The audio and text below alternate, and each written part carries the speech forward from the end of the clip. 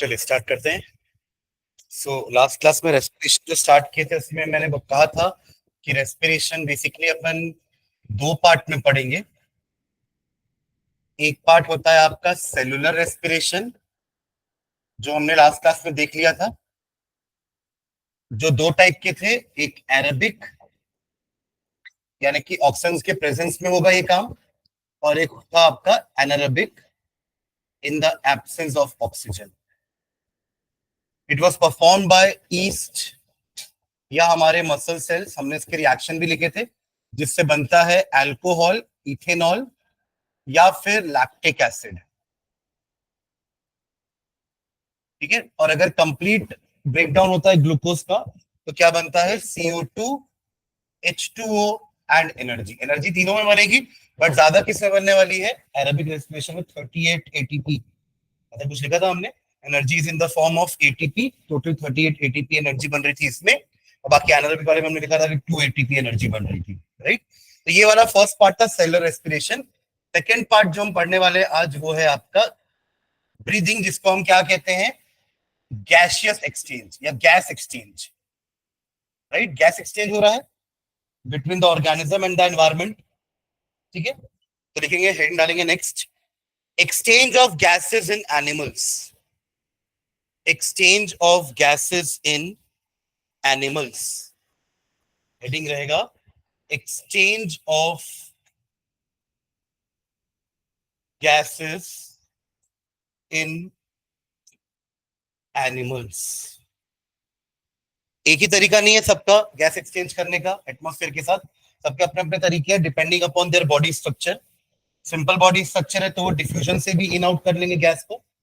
वही अगर complex structure है तो they need some complex organs, organ system, जैसे हमारे अंदर है रेस्पिरेटरी सिस्टम, वैसा। ठीक है। तो पहले लिखेंगे इसमें, फर्स्ट हेडिंग डालेंगे exchange of gases in lower organism. पहले लोअर ऑर्गेनिज्म की बात करते हैं, यानी कि जो सिंगल सेल यूनिसेलुलर ऑर्गेनिजम्स हैं। Exchange of gases in lower organism. Lower organisms के बारे में डिस्कस करते हैं। पहले लिखेगा इसमें, इन लोअर ऑर्गेनिजम्स लाइक, इन लोअर ऑर्गेनिजम्स लाइक, इन lower organisms like protozoa. Protozoa, इसमें आपके अमीबा, पैरामीशियम सब आ जाते हैं ना प्रोटोजोआ में। Amoeba, paramecium and all. Bracket लिख लो, एग्जांपल ब्रैकेट में, एग्जांपल अमीबा। प्रोटोजोआ का एक example amoeba, comma comma sponges, comma sponges, SPONGES। Sponges ये थोड़े ये मैराइन वाले ऑर्गेनिज्म होते हैं। आप देखेंगे कभी समंदर में जो नीचे अगर फ्लोर कभी दिखाता है, तो उसमें आप देखेंगे कि ऐसे पिलर पिलर टाइप के बहुत सारे एक साथ होते हैं, येलो कलर के, जनरली येलो या ऑरेंज कलर के ना। वो एक साथ बहुत सारे होते हैं क्योंकि वो कॉलोनी में रहते हैं। ठीक है। तो इनको हम कहते हैं स्पॉन्जेस। ठीक है। Okay, sponges etcetera. There are no special structures for respiration. There are no special structure for respiration. There are no special structures for respiration.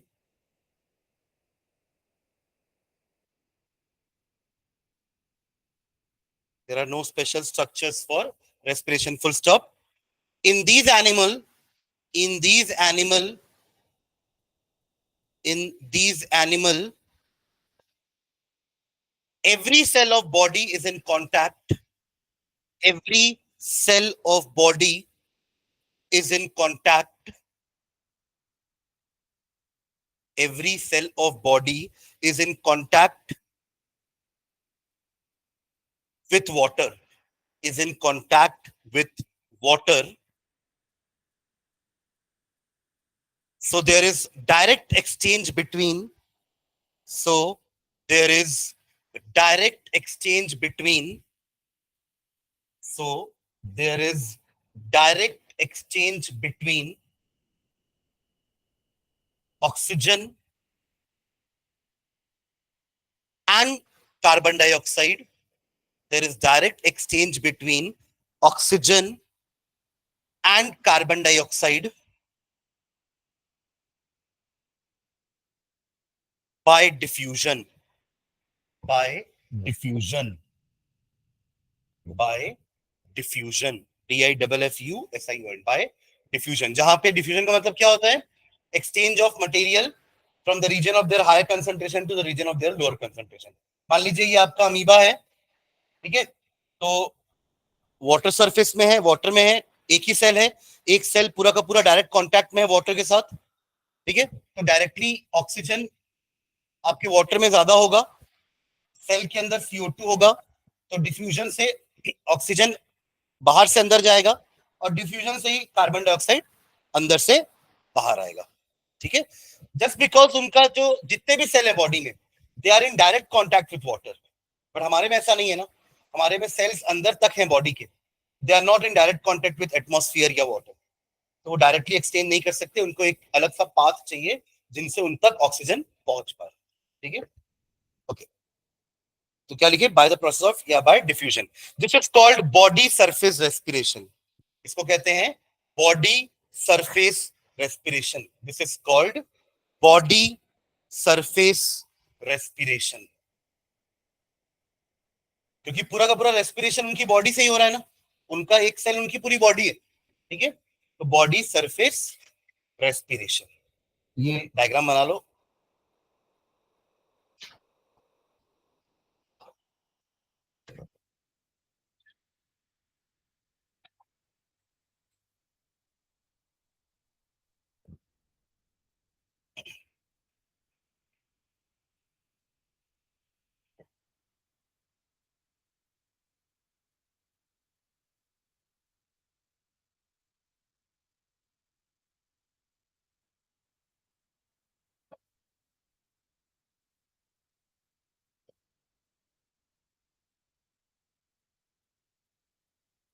ठीक है, चलो नेक्स्ट बात करते हैं हायर ऑर्गेनिज्म की। तो अगली हेडिंग डालेंगे इसी में ही, under exchange of, main heading ये है हमारी, exchange of gases and animals. अब depending upon the size of animal, type of animal, अलग अलग तरीके होते हैं गैसेस इन और गैस आउट करने के। तो पहला हमने लोअर ऑर्गेनिज्म के लिए देख लिया कि लोअर ऑर्गेनिज्म डिफ्यूजन प्रोसेस के through oxygen in CO2 out करते हैं थ्रू देयर बॉडी, इसलिए नाम पड़ा इसका बॉडी सरफेस रेस्पिरेशन, ठीक है। सेकेंड लिखेंगे exchange of gases in higher organisms, exchange of gases in higher organism, exchange of gases in higher organism, इसमें हाइफन डाल के लिखेंगे in these, in these, in these the body wall is thick, the body wall, उनकी body की जो wall है वो thick है जिससे डिफ्यूजन नहीं हो पाएगा, ठीक है। Their body wall, the body wall is thick, comma, making diffusion impossible, making diffusion impossible, making diffusion impossible. So these animals, so these animals, so these animals have special respiratory organs. So these animals have special respiratory organs for exchange of gases, for exchange of gases.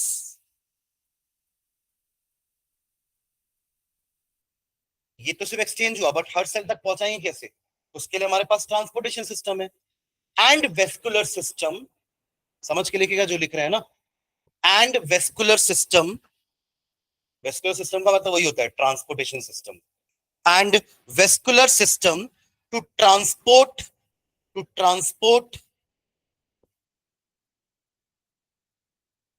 O2 and CO2, oxygen and carbon dioxide, O2 and CO2 between respiratory organ between respiratory organ and the body cells. Between respiratory organ and the body cells.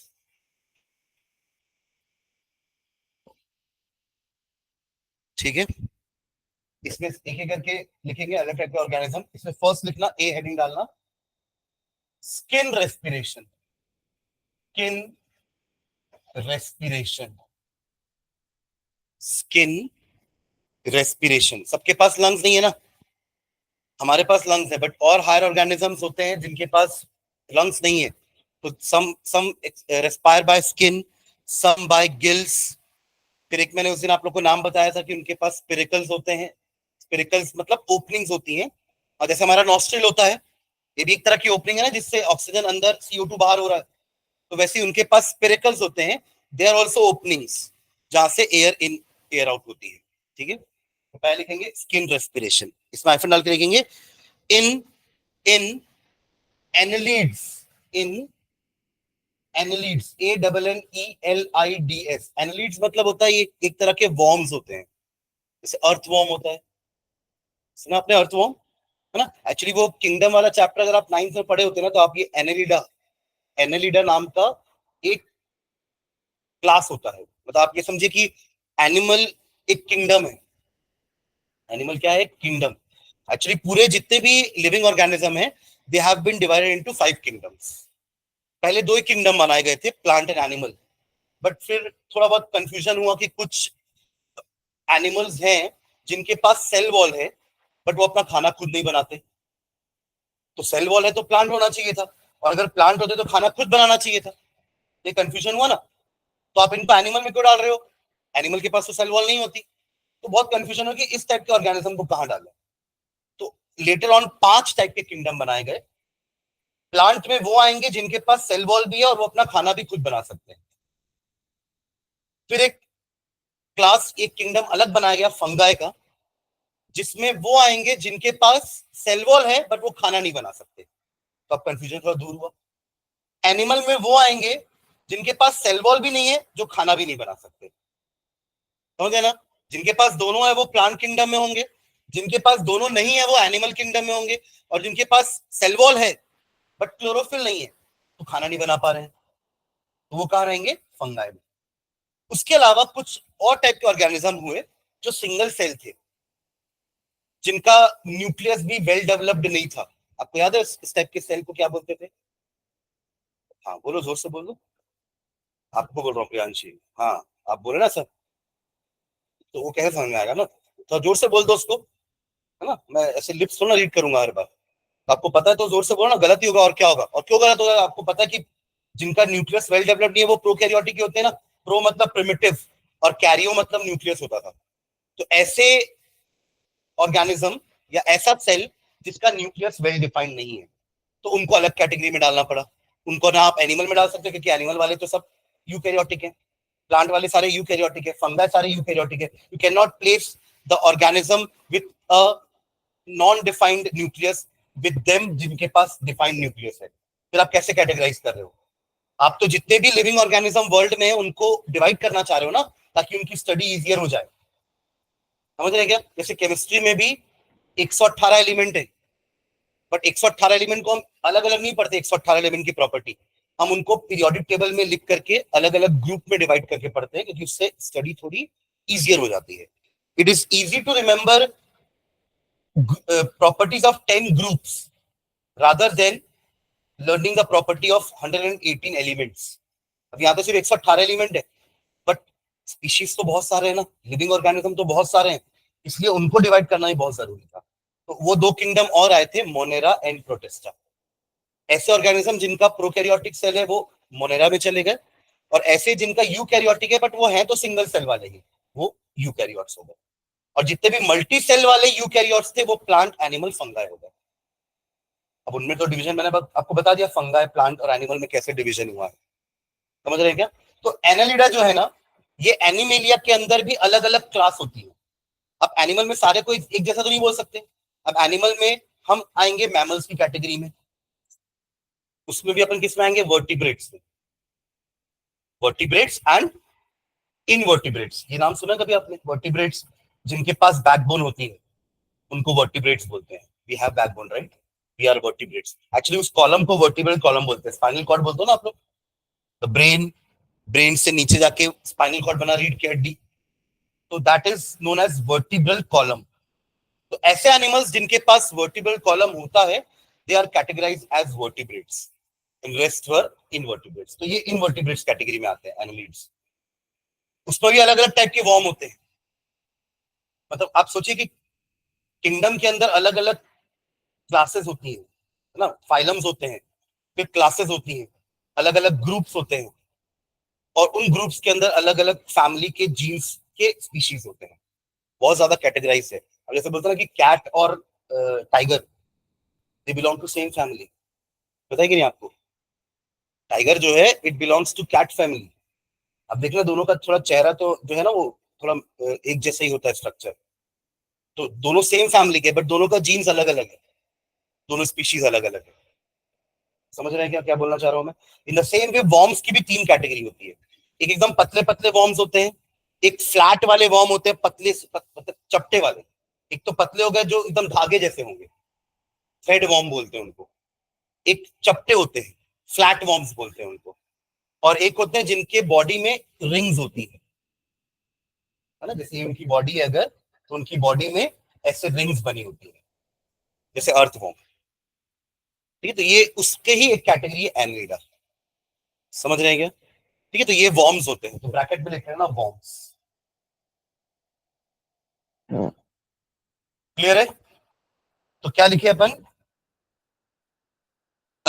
In annelids या Annelida जो भी, bracket में worms, bracket close करके, and amphibians, and amphibians, amphibians तो सुना होगा ना, amphibians the organism या the animal which can live on land as well as in water, जैसे फ्रॉग हो गया आपका, है ना।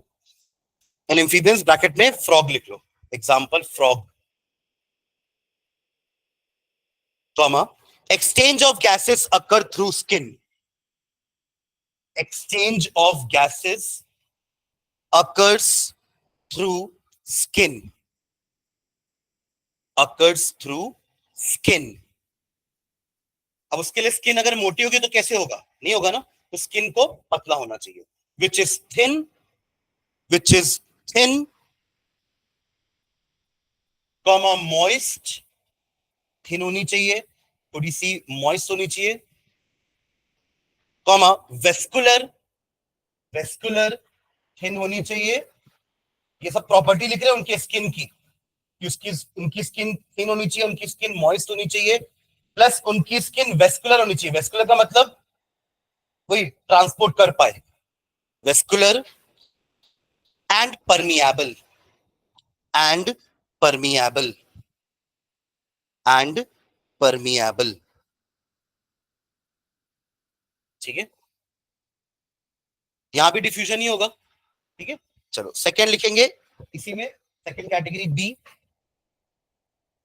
गिल रेस्पिरेशन। ये स्किन रेस्पिरेशन हुआ, now gill, gill, gill respiration, gill एक ऑर्गन है ना, गिल रेस्पिरेशन लिखेंगे इसमें हाइफन डाल के। इन fishes, in fishes respiration occurs through gills, in fishes respiration occurs through gills, it is called, it is called, it is called branchial, branchial, branchial respiration।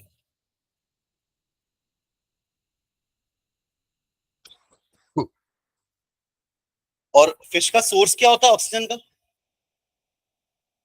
Water, वही water में जो oxygen dissolve होगा वही वो respire करेंगे ना, वही intake करेंगे। तो फुल स्टॉप लिखेंगे, in this oxygen source is In this oxygen source is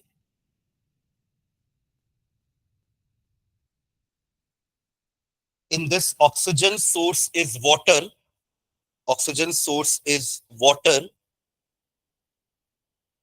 Full stop. In bony fishes, bony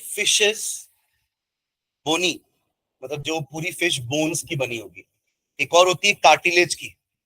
bone and cartilage सुने ना अपन, टिश्यू चैप्टर पढ़ते थे ना, तो कनेक्टिव टिश्यू अपन ने पढ़े थे कि हार्ड वाले जो दो कनेक्टिव टिश्यू होते हैं हमारी बॉडी में, एक बोन होता है, दूसरा क्या क्या होता है, कार्टिलेज.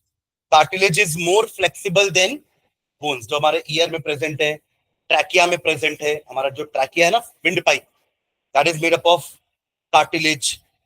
ये तो हमारे बॉडी में कई जगह पे कार्टिलेज प्रेजेंट है.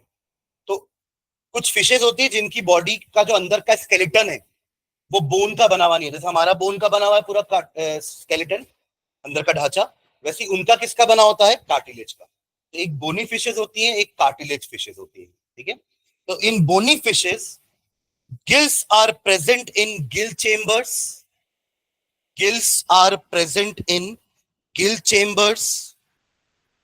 Gills are present in gill chambers which are externally covered by which are externally covered by which are externally covered by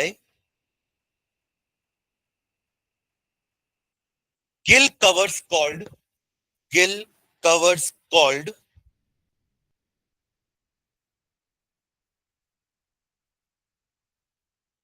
operculum. OPERCULUM. ये याद रखिएगा, कई बार वन वर्ड में पूछता है ना, गिल का कवर क्या है, तो उसका नाम है ओपरक्यूलम. ठीक है. चलिए अगला लिखिएगा थर्ड. ये ब्रैंकियल था ना, एक ट्रैकियल है, तो अगला लिखेंगे ट्रैकियल रेस्पिरेशन. सी ट्रैकियल, TRACHEAL, ट्रैकियल रेस्पिरेशन. तो सोचो कि जो हमसे जो लोअर ऑर्गेनिजम्स है उनमें ट्रैकिया तक है बट लंग्स नहीं है. ठीक है. फिर हमारे अंदर ट्रैकिया के बाद दो ब्रोंकाई निकलते हैं, दो ब्रांचेस निकलती है जिसको ब्रोंकस बोलते हैं, और दोनों ब्रोंकस में एक एक क्या है, लंग्स. ठीक है. ओके, इसमें लिखेंगे इन ऑल इंसेक्ट्स इंसेक्ट को, जैसे मैंने आपको उस दिन कॉकरोच का एग्जांपल बताया था ना, कॉकरोच हो गया, ग्रास होपर हो गया. ग्रास होपर जानते ना, क्या बोलते हैं उसको हिंदी में, टिड्डा, ग्रास होपर. तो इंसेक्ट्स के एग्जांपल में लिख लो, example cockroach, COCKROACH. In all insects bracket में example cockroach, comma centipedes, CENTIPEDES. ये भी कुछ तरह के वॉर्म्स होते हैं. सेंटीपीड्स, CENTI, सेंटीमीटर वाला centi, PEDES, centipedes. And some spiders, मकड़ी, and some spiders, comma respiratory organs are respiratory organs are highly branched respiratory organs are highly branched air tubes called trachea. TRACHEAE,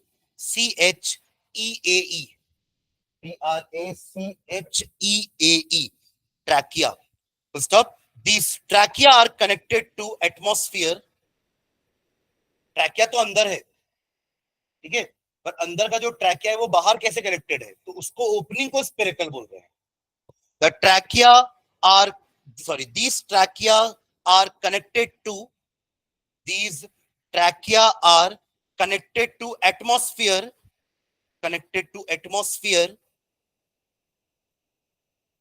by minute respiratory openings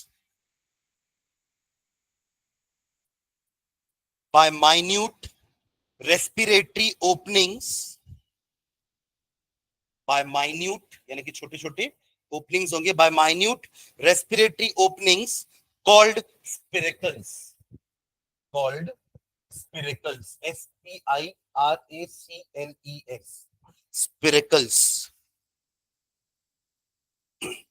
अब ये समझे कि outer opening जो उसको spherical बोलो, जैसे हमारे ये दो को नॉस्ट्रल बोल रहे हैं, वैसे उनके आउटर ओपनिंग एक या दो नहीं मल्टीपल होते हैं।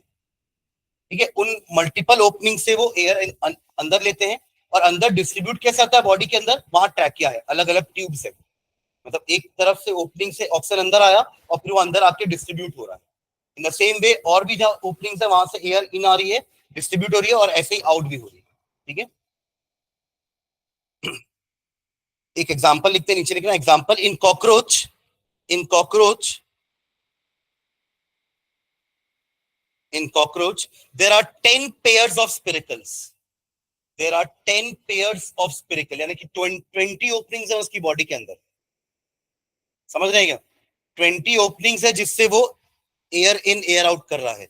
10 पेयर्स मतलब 20 हो गए ना, तो 10 पेयर्स ऑफ स्पिरिकल्स,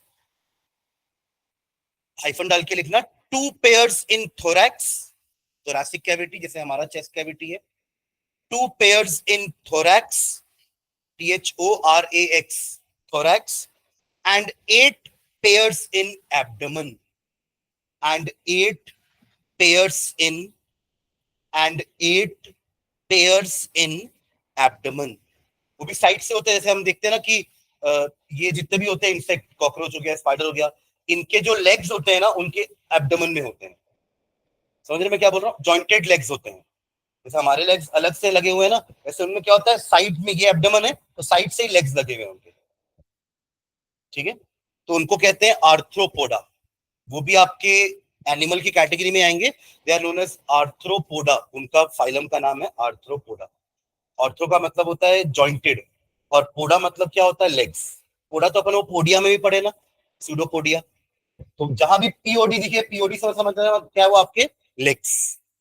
आर्थ्रोपोडा मतलब जॉइंटेड लेग्स है, सूडोपोडिया मतलब फॉल्स लेग थे। ठीक है, फॉल्स फीट। ठीक, चलिए।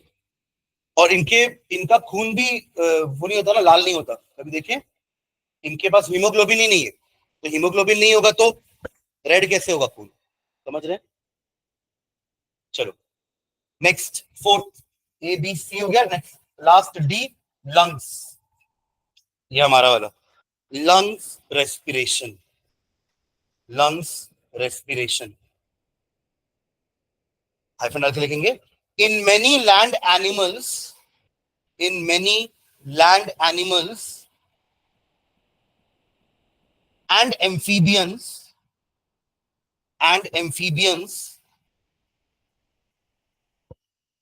फ्रॉग के पास दोनों है, स्किन से भी कर रहा है और लंग्स भी होता है उसके पास, and amphibians and all the reptiles, all the reptiles,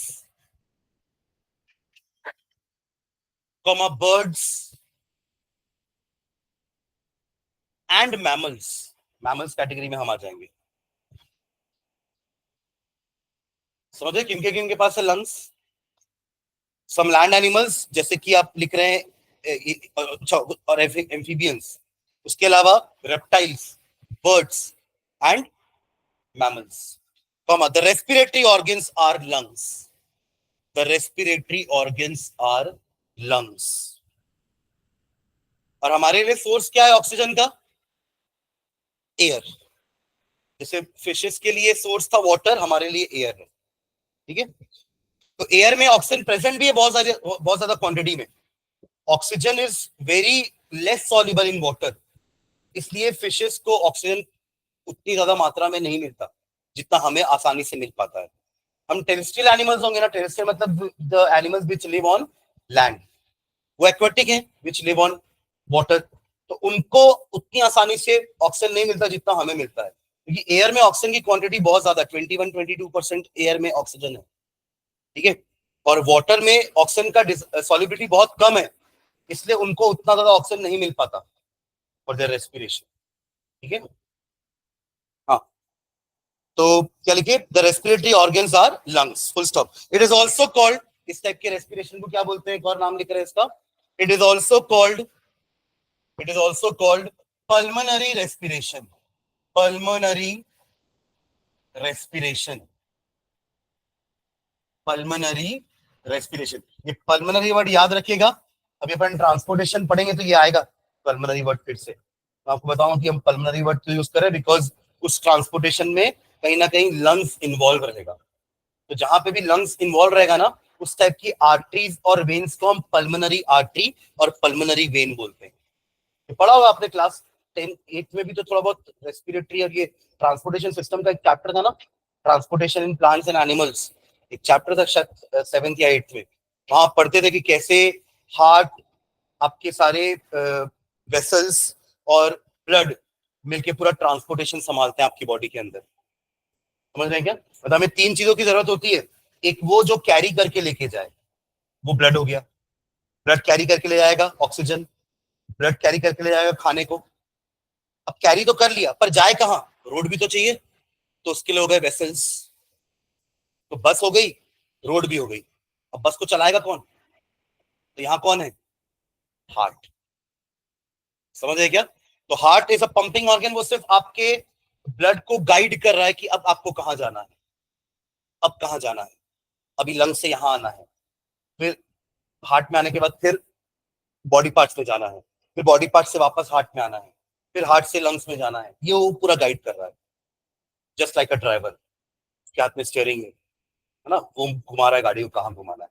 तो पल्मोनरी वर्ड जहां भी यूज होगा ना आर्टरीज और वेन्स के लिए, those arteries and veins are somewhere involved in lungs. वो कहीं ना कहीं या तो लंग्स में जा रही होंगी या तो लंग्स से आ रही होंगी, दोनों में से कोई एक चीज होगी। ये वर्ड याद रखेंगे पल्मोनरी, ठीक है? तो लंग्स के कारण ही ये वर्ड आया है पल्मोनरी रेस्पिरेशन, ठीक है? तो इसको थोड़ा अपन को डिटेल में पढ़ना है, ठीक है? तो इसका बाद के लिखेंगे एक लाइन और, in this the source of oxygen is air, in this the source of oxygen is air, the source of oxygen is air, ठीक है? अब जैसे हमने डाइजेस्टिव सिस्टम पढ़ा था एलिमेंट्री कैनाल, वैसे क्या पढ़ेंगे नेक्स्ट? रेस्पिरेटरी सिस्टम, ठीक है? तो नेक्स्ट हेड डालेंगे रेस्पिरेटरी सिस्टम ऑफ मेन।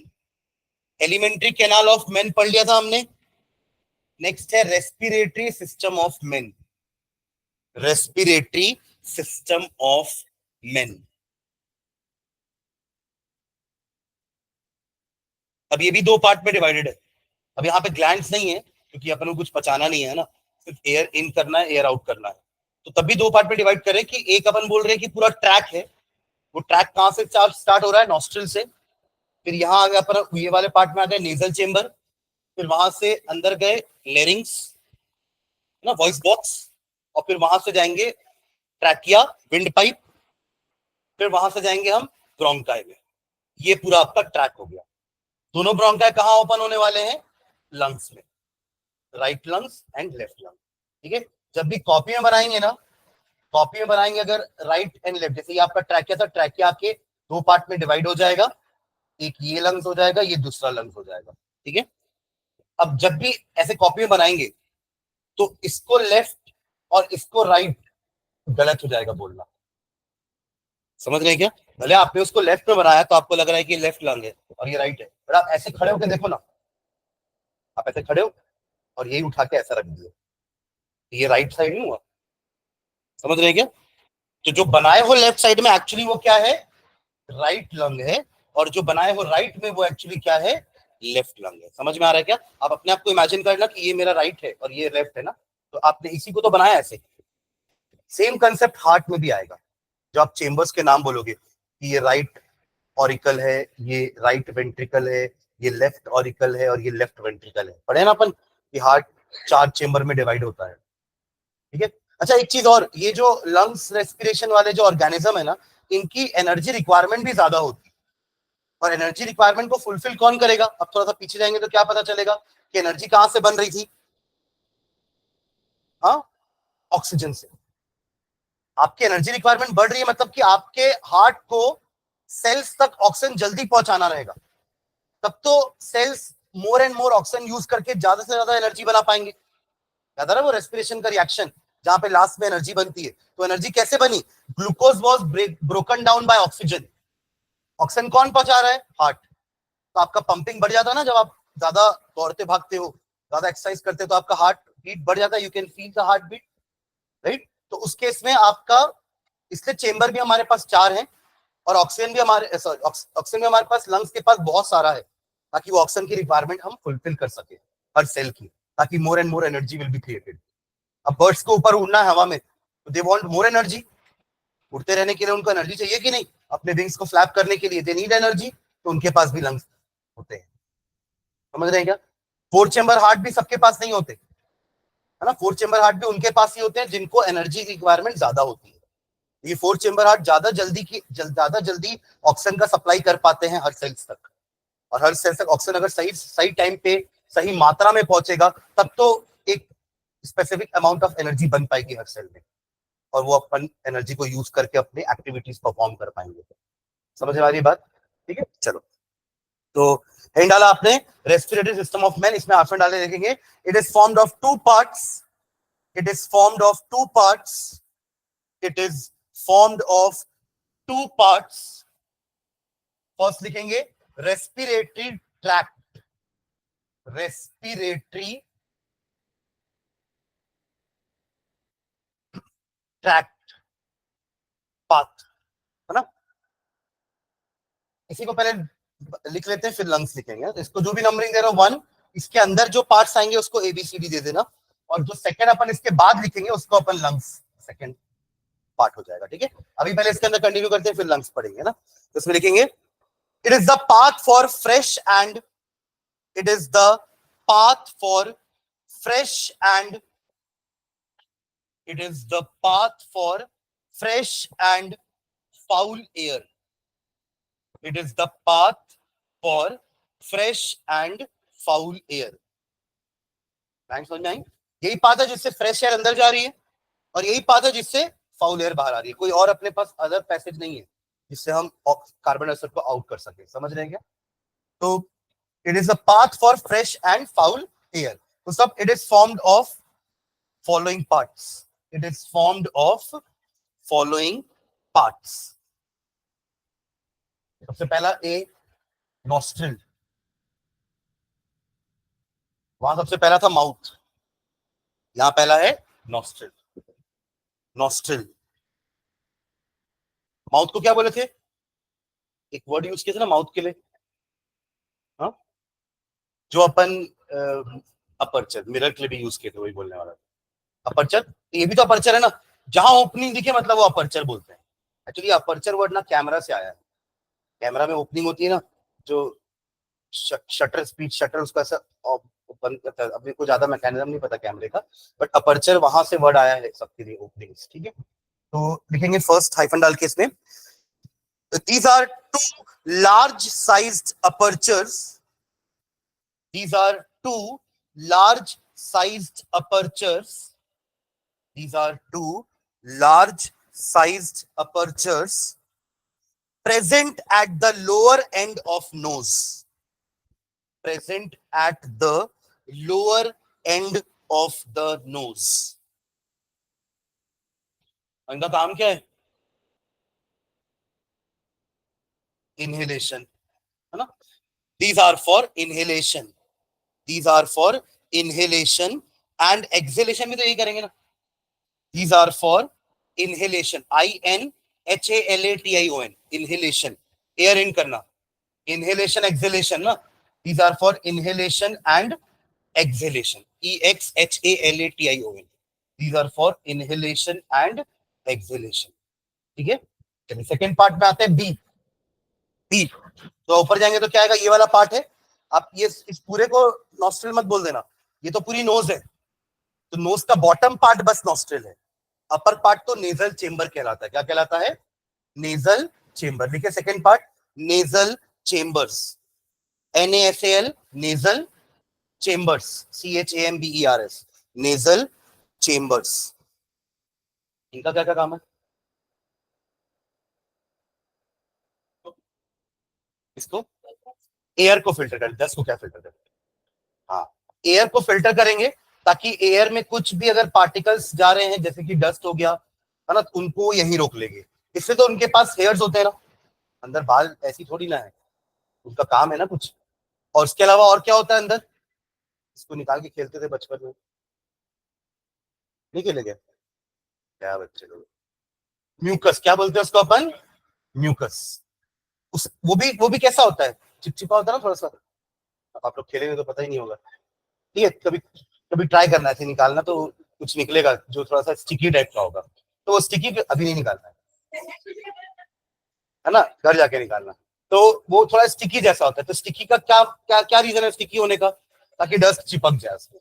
और बालों का क्या रीजन है कि डस्ट फंस जाए उसमें, फंसता है ना जैसे।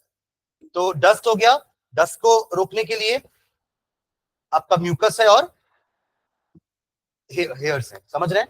ये तो एक काम हुआ, और क्या काम होता है? वो तो ठीक है, नेजल चेंबर हो गया, और फंक्शन बताओ, और क्या करते हैं अपन इतनी बड़ी नाक से? स्मेल, जैसे टंग का टेस्ट था ना, तो उसका क्या है, स्मेल। और एक और चीज होती है, ये पार्ट को ना हम बेसिकली अपने नोज का एयर कंडीशन बोलते हैं, एसी। एसी का काम क्या होता है, जिस भी टेम्परेचर पे अपन ने सेट किया है वो उतने एरिया को उसी टेम्परेचर पे रखेगा, आया ना?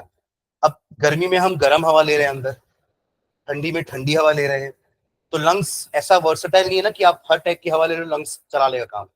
तो इतने एरिया का काम क्या है, जो भी एयर आपने ली है ना, अगर वो गर्म हवा है तो ये वाला पार्ट उस गर्म हवा को बॉडी टेम्परेचर पे ले आएगा, और अगर ठंडी एयर भी होगी तो उसको भी वो बॉडी टेम्परेचर पे ले आएगा। देखो हम ऐसे एनिमल्स हैं जिनका बॉडी टेम्परेचर बाहर के टेम्परेचर के साथ चेंज नहीं होता है। ऐसा नहीं कि आज बाहर 45 डिग्री तो आज हमारा बॉडी टेम्परेचर 45 डिग्री होगा, नहीं होता ना। 45 डिग्री में तो जिंदा ही नहीं रहेंगे। आपका कितना टेम्परेचर हो जाता है, 42 डिग्री टेम्परेचर में तो आपका बुखार 103 104 रीडिंग आती है, और 104 के बाद तो खत्म आती है, समझ में आएगा? तो हमारी बॉडी का टेम्परेचर जो है 32 35 उतना ही रहता है। बट कुछ एनिमल्स होते हैं जिनका बॉडी टेम्परेचर ना बाहर की सराउंडिंग के हिसाब से चेंज होता है, इसलिए वो क्या करते हैं, जैसे ठंड का मौसम आता है तो वो छुप जाते हैं। हम तो नहीं होते ना, हम तो बाहर जाते हैं ना हर मौसम में, ठंड में भी बाहर जा रहे हैं, गर्मी में भी बाहर जा रहे हैं, बरसात में भी बाहर जा रहे हैं।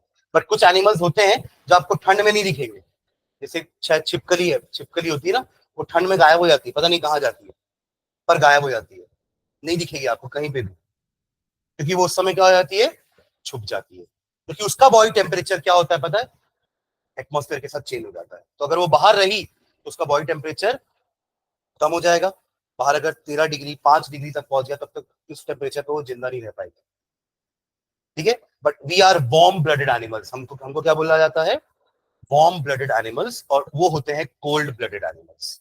तो वार्म ब्लडेड एनिमल्स का मीनिंग ही है कि their body temperature remains constant, उनका बॉडी टेम्परेचर कांस्टेंट रहता है, एटमॉस्फेयर के साथ चेंज नहीं होता। समझ रहे हैं क्या? ठीक है, तो समझ में आ गया तीन फंक्शन इसका, एक एयर का फिल्टर करना, दूसरा एयर के टेम्परेचर को बॉडी टेम्परेचर के बराबर ले आना ताकि लंग्स में गर्म और ठंडी हवा ना जाए, एंड थर्ड थिंग स्मेल। ठीक है, चलो तीनों फंक्शन लिखते हैं, लिखना नेजल चैम्बर में। These are two long sized chambers, these are two long sized chambers, these are two long sized chambers inside the nose, inside the nose.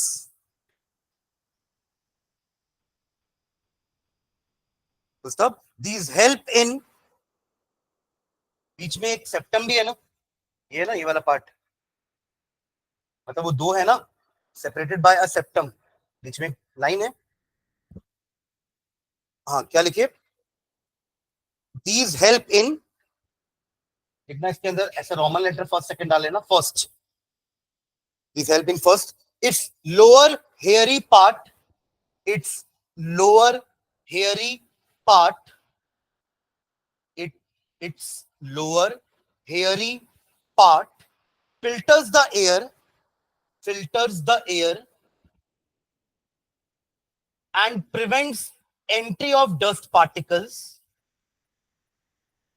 filters the air and prevents entry of dust particles as it is lined by, as it is lined by, as it is lined by, LINED, lined by, lined by का मतलब है कि हम ninth में epithelial tissue पढ़ते थे ना, हम उसमें क्या पढ़ते थे, ये एक तरह का प्रोटेक्टिव टिश्यू है जो internal as well as external organ को कवर कर रहा है, एक तरह का लैमिनेशन, हम चीजों को लैमिनेट कराते हैं ना ताकि अंदर की चीज सेफ रहे। इन द सेम वे ये जो एपिथेलियल टिश्यू, ये काइंड ऑफ लैमिनेशन है हमारे आउटर बॉडी में भी और इनर बॉडी में भी, हर इंटरनल ऑर्गन में। जैसे स्टमक के अंदर भी एक अंदर एपिथेलियल टिश्यू की लाइनिंग होती है जिसका काम क्या होता है, म्यूकस सेक्रेट करना, ताकि वो HCl से अपने इनर स्टमक को बचा सके। In the same way nose के अंदर भी जो लाइनिंग है ना, वो सीलिएटेड एपिथेलियम की होती है। एपिथेलियम भी अलग अलग टाइप के होते थे, स्क्वेमस, क्यूबॉइडल, सीलिएटेड, कॉलमनर। तो सीलिएटेड का मतलब क्या था कि वो उनके एपिथेलियल टिश्यू के ऊपर ऐसे सीलिया यानी कि हेयर्स जैसे स्ट्रक्चर होंगे। यही तो हेयर्स है जो दस्त को अटका रहे हैं वहां पे, ठीक है। तो सीलिएटेड एपिथेलियम है और साथ में वो क्या करते हैं, म्यूकस भी सेक्रीट करते हैं, ठीक है। तो क्या लिखे, lined by ciliated epithelium, CILIATED, ciliated epithelium, ciliated epithelium with mucus secreting cells, with mucus secreting cell, with mucus secreting cell। हमारे हाथ में भी जो सेल है they are sweat secreting cells, tongue में जो है they are saliva secreting cells। तो ऐसे secretions होते हैं हमारी बॉडी में कई जगह पर, ठीक है। ओके, ये फर्स्ट पॉइंट हुआ इसका। सेकंड पॉइंट नेजल चेम्बर के अंदर ही ना भाई, है ना, बी वाले के अंदर ही, नेजल चेम्बर के अंदर। फिर अंदर जाएंगे लैरिंग्स में, ग्लॉटिस, लैरिंग्स, ट्रैकिया। हाँ, second point, it's middle part act as air conditioner. It's middle part, ये था लोअर हेयरी पार्ट, अब है मिडिल वाला पार्ट, है ना। It's middle part acts as air conditioner which brings air at which brings air at which brings air at body temperature, which brings air at body temperature। ठंडी होगी तो गर्म करके, गर्म होगी तो ठंडी करके, ठीक है। which brings the air at body temperature। and last third लिखना है इसका, वो स्मेल वाला।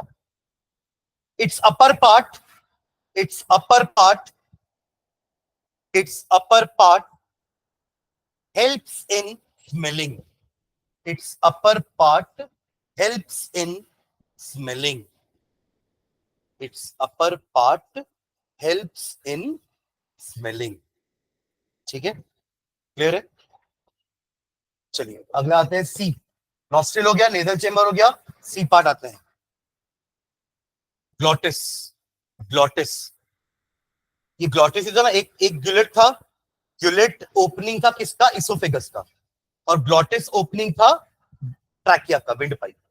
ग्लॉटिस के ऊपर मैंने कहा था एक फ्लैप जैसा होता है जो ग्लॉटिस को, जो विंड पाइप को बंद करता है ड्यूरिंग फूड स्वॉलोइंग। आप अगर खाने को गिटक रहे हो अंदर, तो उस केस में आपका एपिग्लॉटिस से विंड पाइप बंद हो जाता है ताकि खाना गलती से विंड पाइप में ना चला जाए, ठीक है। तो ग्लॉटिस, GLOTTIS, ग्लॉटिस हाइफन डाल के लिखेंगे। It lies in pharynx.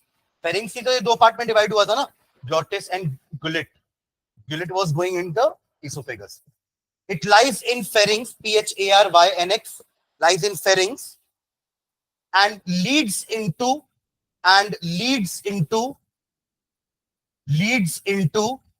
मतलब आगे जाकर के लीड्स इनटू वॉइस बॉक्स यानी कि लेरिंग्स। वॉइस बॉक्स ब्रैकेट में चाहो तो लेरिंग्स भी लिख सकते हो, pharynx, larynx, larynx. Voice box को क्या बोलते हैं, larynx. Which leads into voice box and wind pipe, and wind pipe, and wind pipe. Bracket में विंड पाइप का नाम ट्रैकिया, TRACHEA। विंड पाइप के ब्रैकेट में लिख लो trachea, full stop. during swallowing of food, during swallowing of food, during swallowing of food, it can be closed, glottis can be closed, otherwise खाना windpipe में चला जाएगा. During swallowing of food, SWALLOWING, swallowing of food, it can be closed by a flap called, by a flap, FLAP. पहले ऐसे phones आते थे ना, जैसे खुलते थे फ्लैप, कोई फ्लैप बोलते थे. Flap called epiglottis. ग्लॉटिस के आगे EPI लगा देना, बाकी स्पेलिंग सेम है. Epiglottis. So as to prevent the entry of food in windpipe. So as to prevent the entry of food. So as to prevent the entry of food in windpipe. So as to prevent the entry of food in windpipe. ठीक है, ये हो गया C. Next है D. दो part और बचे हैं, ट्रैकिया एंड ब्रोंकाई, फिर तो लंग्स आ जाएगा. ठीक है, ट्रैकिया. Next trachea, TRACHEA. ये वही वाला ट्रैकिया है जो अपन स्पेरिकल में भी देखे थे. ट्रैकियल रेस्पिरेशन पढ़े थे ना, कि उनके पास ट्रैकिया तक तो है, बट आगे जाके वो लंग्स में डिवाइड नहीं हो रहा है. ठीक है, जरूरत नहीं है उनको, क्योंकि इतने सारे स्पेरिकल थे कि वो पूरे बॉडी रिक्वायरमेंट को फुलफिल करे, तो उनको लंग्स की जरूरत नहीं है. देखिए ना, अपन 20 और 20 पेयर थे ना उनके पास, यानी कि सॉरी 10 पेयर्स थे, 20 स्पेरिकल्स. तो इतने सारे ओपनिंग्स तो है, अपने पास तो एक ही ओपनिंग है ना एयर लेने के लिए अंदर. उनके पास तो 20 ओपनिंग्स है, तो 20 ओपनिंग से पूरी कॉकरोच की बॉडी है ही कितनी, इतनी सी, तो रिक्वायरमेंट पूरी हो जाएगी उसकी. ठीक है, हाँ. तो ट्रैकिया विंडपाइप हाइफन डाल के लिखेंगे. It is long comma narrow, it is long comma narrow and tubular structure. Long है, नैरो है, पतला है, और ट्यूब जैसा है. Long comma narrow and tubular structure. Same तीनों वर्ड अपन ने इसोफेगस के लिए भी लिखे हैं. वो भी लॉन्ग है, वो भी नैरो है, वो भी ट्यूब है. बस काम क्या है दोनों का, एक खाना पहुंचा रहा है स्टमक तक और एक एयर पहुंचा रहा है लंग्स तक. ठीक है. Present in the neck, present in the neck, present in the neck, present in the neck. Full stop. It is supported by ring-like cartilages. It is supported by ring-like, RING, ring-like cartilages. CARTILAGES. अभी बात किए थे अपन cartilage की, है ना. एक तरह का कनेक्टिव टिश्यू है, जैसे बोन है. बस फर्क इतना है कि बोन इज लेस फ्लेक्सिबल. आप बोन को ऐसा नहीं कर सकते, मोड़ नहीं सकते, बट कार्टिलेज को मोड़ सकते हैं, है ना. तो क्या लिखे, ring like cartilages which prevents it's collapsing, which prevent it's collapsing. COLLAPSING. Collapsing. Collapsing मतलब वो ऐसा बंद ना हो जाए, कोलैप्स ना हो जाए. ठीक है, तो रिंग जैसे कार्टिलेज है जो उनको ओपन रखते हैं, कोलैप्स होने नहीं देते हैं. ठीक है. लास्ट ई ना, ये सब किसके अंदर लिख रहे हो, रेस्पिरेटरी ट्रैक्ट के अंदर. Primary bronchi, primary bronchi. अब एक प्राइमरी तो दूसरा क्या होगा, सेकेंडरी, पर वो लंग्स के अंदर है. प्राइमरी कौन सा है, जो ऐसे ही डिवाइड हुआ कि सबसे पहले ये वाला, ये तो ट्रैकिया था, यहाँ पे रिंग जैसे स्ट्रक्चर्स हैं ट्रैकिया में, है ना. और ये जो दोनों है ना, ये है प्राइमरी ब्रोंकस, जो सबसे पहला डिवीजन है. अंदर जाके ये और डिवाइड होते हैं ऐसे, इनको अपन सेकेंडरी ब्रोंकस बोलेंगे. और वो तो लंग्स के अंदर चले गए ना, इसलिए उसको अपन लंग्स के अंदर पढ़ेंगे. तो primary bronchus are divided into secondary bronchi. ठीक है, वो और फर्दर डिवाइड ऐसे ब्रांच टाइप के निकले होंगे. और सबसे लास्ट जो और अब डिवाइड नहीं होगा, उसको बोलते हैं ब्रोंकियोल्स, जो और फर्दर डिवाइड नहीं होगा. और उन्हीं के एंड्स में क्या होते हैं, छोटे छोटे air sac called as alveoli. Millions of alveoli are there, दोनों लंग्स मिला करके, ताकि बहुत सारी एयर आप अंदर इनहेल कर सको. ठीक है. हाँ, these are two small sized tubes, these are two small sized tubes. These are two small sized tubes formed by division of trachea. Formed by division of trachea in thorax. Again, chest region में divide हो रहा है trachea in two parts. Division of trachea in thorax. Thorax. Thorax. Full stop. Each primary bronchus